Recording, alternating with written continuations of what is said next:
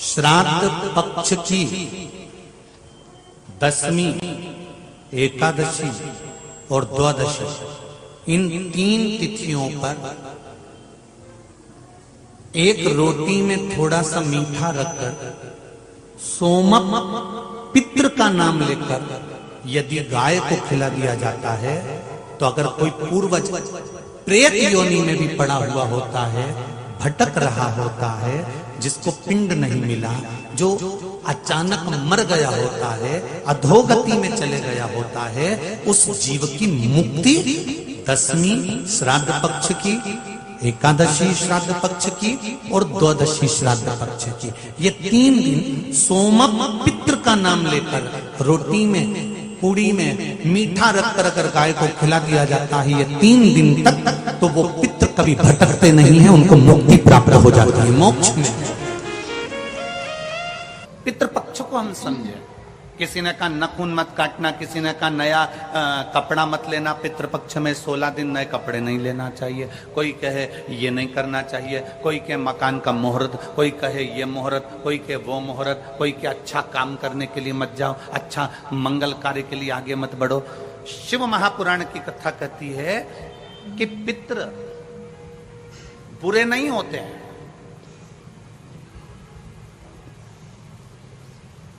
पितृ बुरे नहीं होते हैं। आज लोगों के मन में बड़ा भय हो जाता है।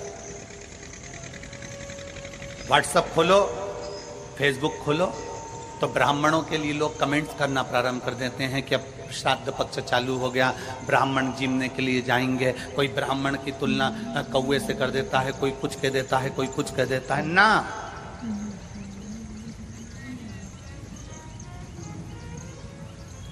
गायत्री करने वाला ब्राह्मण, वेद पाठ करने वाला ब्राह्मण, संध्या करने वाला ब्राह्मण की तुलना किसी साधारण से नहीं होती, उसकी तुलना तो स्वयं नारायण और ब्रह्मा से होती है, स्वयं नारायण और ब्रह्मा से होती है।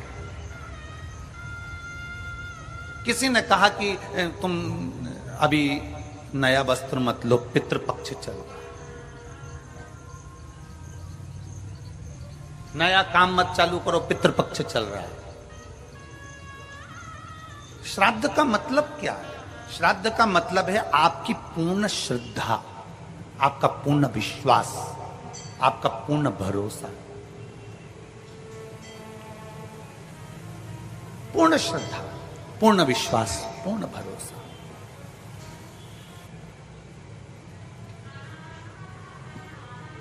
पितृपक्ष श्राद्ध का समय गलत समय नहीं है। कोई काम आपको शुरू करना है तो पितृपक्ष में शुरू कर सकते, बस पितृपक्ष में एक काम चालू करो। पितृपक्ष में बन सके गौ माता को रोटी दो, पितृपक्ष में बन सके गौ माता को जल दो, पितृपक्ष में बन सके तो भूखे को भोजन कराओ, प्यासे को पानी पिलाओ। पितृपक्ष में बन सके, तुम्हें किसी ने कह दिया, कोई विद्वान ने तुम्हें बता दिया कि तुम्हारे पितृ दोष है, तुम्हारे घर में काल सर्प दोष है, तुम्हारे घर में ऐसा दोष है, तो एक काम चालू करो, 16 दिन श्राद्ध के एक चावल का दाना देवाधिदेव महादेव के शिवलिंग पर समर्पित करो, दूसरा चावल का दाना अशोक सुंदरी की जगह पर समर्पित करो, और 1 लोटा जल पहले अशोक सुंदरी वाली जगह पर थोड़ा सा चढ़ाओ, उसके बाद शंकर भगवान को उस जल को अर्पित करो, अपना गोत्र बोलकर, अपने पितरों का स्मरण कर कर आपका पितृ दोष अपने आप शांत हो जाएगा, दोष मिट जाएगा, आपका पितृ दोष शांत, आपका दोष समाप्त।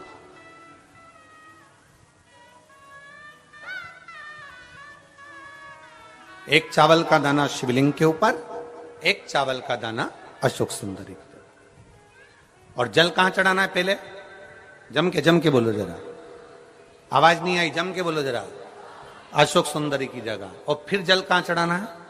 शिवलिंग के ऊपर, शंकर बाबा क्या बोलकर?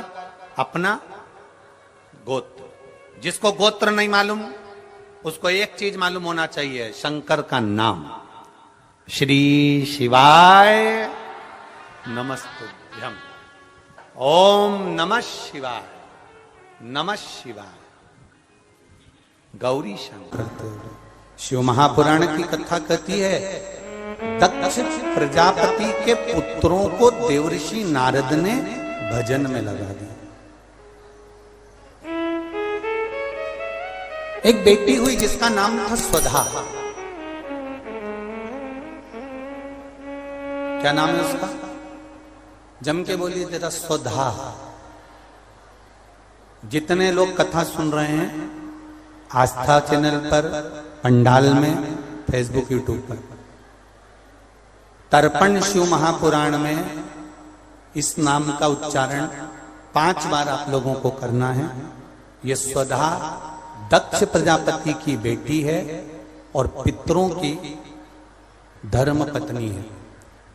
इस पितरों की धर्म पत्नी स्वधा का नाम लेने से अगर हमने कंडा, गोबरी, गाय का जो गोबर होता है कंडा, उसको जलाकर अगर धूप नहीं दी हो या किसी ब्राह्मण को भोजन आदि नहीं कराया हो या तिलांजलि तर्पण नहीं करा हो, पिंड नहीं दिया हो या श्राद्ध पक्ष में किसी को कोई दान ना करा हो तो उसका दोष ना लगे, उसके लिए तर्पण शिव महापुराण में पितरों की धर्म पत्नी स्वधा का नाम का स्मरण आप और हमको साथ में करना है। सभी लोग एक साथ में बोलेंगे, स्वधा स्वधा स्वधा स्वधा स्वधा। बस ये 5 बार जो उच्चारण आपने पितरों की धर्मपत्नी स्वधा का करा है, जिस समय पर पितृलोक से आर्यमा देव के साथ में हमारे यहां पर आते हैं, और मेरा बहुओं से निवेदन है, बेटियों से निवेदन है, माताओं से निवेदन है, मान लो आपको कोई ब्राह्मण देवता ने कहा कि आपके यहां पितृदोष है, आपको कह दिया कि पितृदोष है, तो आपको घबराना नहीं है कि महाराज जी मुझे क्या करना पड़ेगा। पितृदोष है, एक चावल का दाना घर में से लीजिए, हथेली पर रखिए, पानी का जो मटका होता है, हंडा होता है, पानी का जो मटका है, हंडा है, जहां पर रसोई घर में तुम पानी रखते हो, उस हंडे के पास में, मटके के पास में उस चावल के दाने को लेकर जाइए, अपने पितरों का स्मरण कर कर स्वधा स्वधा स्वधा स्वधा स्वधा 5 बार बोलकर शंकर भगवान के शिवलिंग पर, तुम्हारे घर में शिवलिंग हो तो घर में, और अगर मंदिर में शिवलिंग हो तो मंदिर में, उस चावल के दाने को चढ़ा दीजिए। कैसा भी पितृदोष होगा समाप्त हो, मात्र स्वधा का स्मरण बहुत।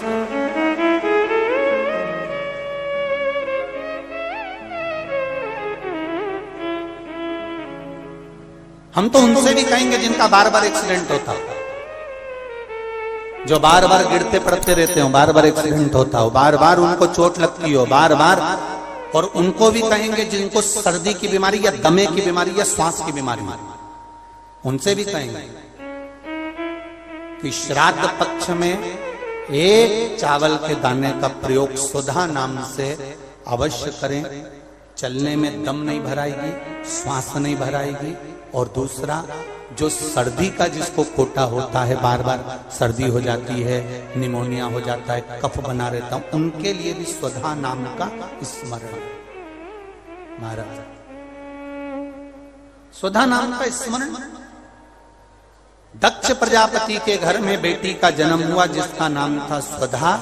स्वधा का जन्म लेते ही स्वधा श्वेत वस्त्र को धारण करती थी।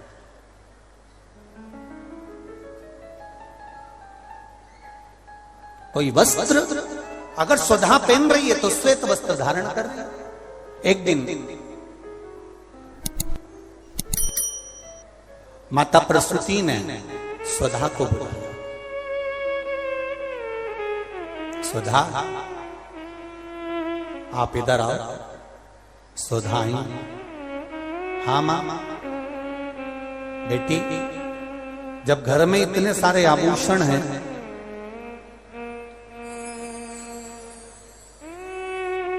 और घर में इतने सारे आभूषण जब रखे हुए हैं तो तुम उन आभूषणों को धारण क्यों नहीं करते? उन आभूषणों को क्यों नहीं पहनते? घर में इतने सारे वस्त्र रखे हैं तो तुम उन वस्त्रों को धारण क्यों नहीं करते?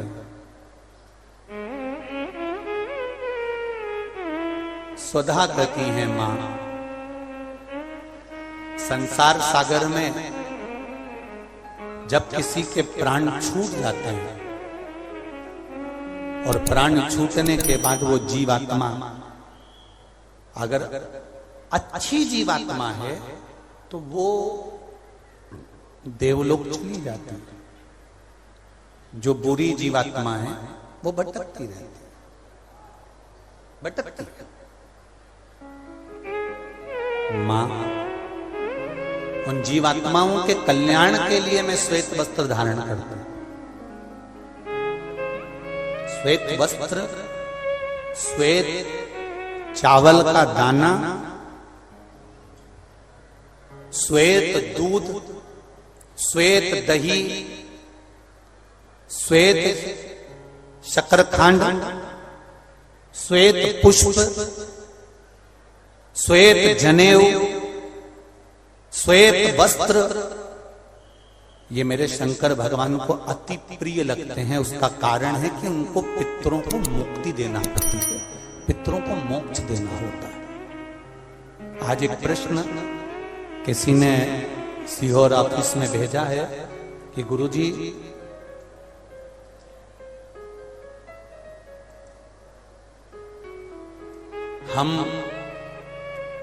हमको श्राद्ध पक्ष में हम जो ब्राह्मण को भोजन कराते हैं या हम किसी को भोजन कराते हैं तो वो हमारी जीवात्मा को क्या वो मिलता है?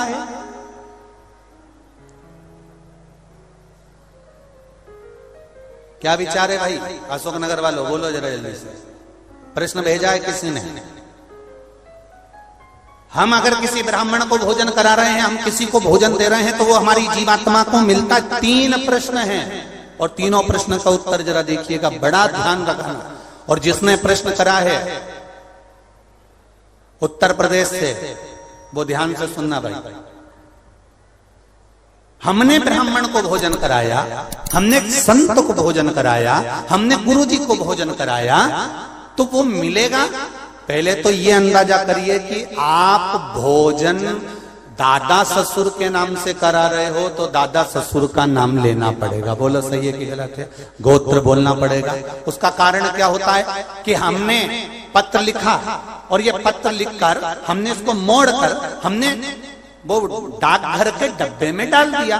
हमने नाम लिखा, पता लिखा, पिन नंबर लिखा, एड्रेस पूरा लिखा, मोबाइल नंबर पूरा लिखा और हमने डब्बे में डाल दिया। अब पूरे अशोक नगर में चौराहे चौराहे पर ढेर सारे डाकघर के डब्बे लगे। इन सब डब्बों में से चिट्ठी इकट्ठी होती है, एक जगह पर आती है, बड़े डाकघर में पहुंचती है, बड़े डाकघर में से छटकर फिर एड्रेस पढ़ा जाता है। एड्रेस में तुम्हारा नाम पढ़ने का बाद में पहले ये पढ़ेंगे कि पिन नंबर क्या है, फिर पढ़ेंगे कि शहर का नाम क्या है। उसमें लिखा होगा गुना और गुना का पिन नंबर डाला होगा तो चिट्ठी को छाट छाट कर अलग रखते जाएंगे। अब गुना में ये चिट्ठी बड़े डाकघर में जाएगी, बड़े डाकघर में चिट्ठी पहुंची गुना के। अब वहां पर बैठकर छाटा गया कि बजरंग कॉलोनी के पास कौन रहता है, तो एलआईजी के पास कौन रहता है, तो चारभुजा नाथ जी के पास कौन रहता है, तो राजेश्वर मंदिर के पास कौन सा रहता है, कौन से वार्ड में रहता है, उसको छाट कर अलग रखा जाएगा। फिर वहां के डाकघर वाले व्यक्ति को, उस डाकिया को वो दिया जाएगा और उससे कहा जाएगा कि ये चिट्ठी पहुंचा दो। अब जरा प्रोसेस देखिए, डाली थी अशोकनगर में, इतने सारे डब्बों में इकट्ठी होकर एक डब्बे की चिट्ठी एक जगह पर इकट्ठी हुई बड़े डाकघर में। वहां से इकट्ठी होकर फिर दूसरे डाकघर में गई, वहां से फिर धीरे धीरे डिवाइड होती चली गई। उसी तरह तुम्हारी लिखी हुई डाकघर की चिट्ठी जब वहां तक मुंबई पूना तक जा रही है और सही जगह नाम और एड्रेस है तो सही जगह पहुंच रही है। उसी तरह अगर श्राद्ध पक्ष में तुमने ब्राह्मण को भोजन कराया है, नाम और गोत्र लेकर कराया है तो वो उस तक पहुंचता ही है, ये निश्चित है, उस तक पहुंचेगा। फिर दूसरा प्रश्न किया उसने, गुरुजी से पूछ के बताना कि गुरुजी तो कथा में कहते हैं कि मनुष्य की योनि छूटने के बाद फिर कौन सी योनि मिलती है किसको मालूम। ये गुरुजी ने कथा में कहा। तो हम भी नहीं कह रहे झूठ कि हमने कथा में नहीं किया, हमने कहा। तो उसने प्रश्न करा, अगर वो दूसरी योनि में होगा तो तुमने जो भोजन दिया, हो सकता है वो सांप बन गया, चींटी बन गया, झिंगूर बन गया, शेर बन गया, तो वो खीर पूड़ी खाएगा क्या? और पंडित जी को तो खीर पूड़ी खिलाने का बोलते हैं। फिर जब वो दूसरी योनि में पहुंच गया तो उसको खीर पूड़ी कैसे मिली? पंडित जी से, गुरु जी से पूछ के बताओ। तो हमारा निवेदन है, जब हम यहां से रुपया अमेरिका भेजते हैं तो वहां हमारा इंडियन पैसा नहीं होता, वहां डॉलर में चेंज हो जाता है। उसी तरह खीर पूड़ी भी डॉलर में चेंज हो जाती है, जैसा वो खाएगा वैसा उसे मिल जाएगा। जब भारत की करेंसी, भारत का पैसा यहां से डाला आपने अमेरिका, तो अमेरिका में बदल गया, आपने ऑस्ट्रेलिया डाला वहां में बदल गया, आपने कहीं डाला नेपाल ले गए तो नेपाल की करेंसी में बदल गया। जब यहाँ का रुपया वहां पहुंचकर वहां के रुपये में चेंज हो जाता है, तो हमने जो खीर पूड़ी ब्राह्मण को दी है और तुम्हारे यहाँ का वो जीव सांप बना कि झिंगुर बना कि शेर बना कि गीदड़ बना, उसको उस रूप में जो वो खाता होगा उस रूप में मिल जाता।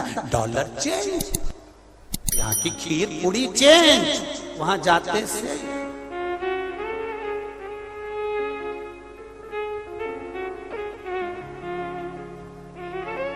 फिर तीसरा प्रश्न लिखा, अगर हमारे घर के पूर्वज शिव महापुराण की कथा सुन सुन के तर गए तो फिर हम श्राद्ध काय को करें?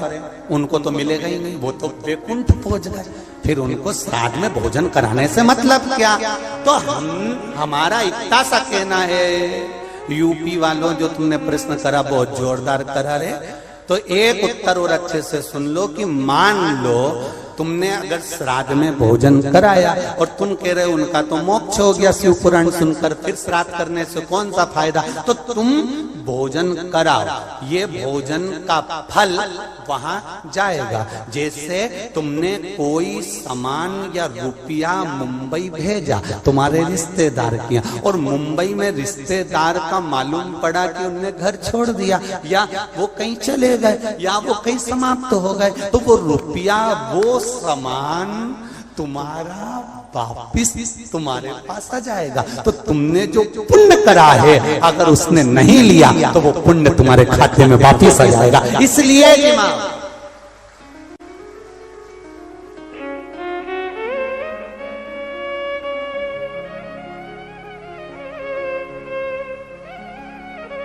पुण्य करो, सत्कर्म करो।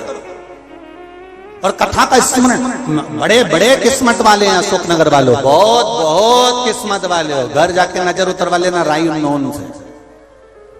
इतनी जोरदार किस्मत पाए हो कि तर्पण शिव महापुराण की कथा, और कोई साधारण जगह पर नहीं, राजराजेश्वर की भूमि पर श्रवण कर रहे हो, कोई साधारण जगह नहीं।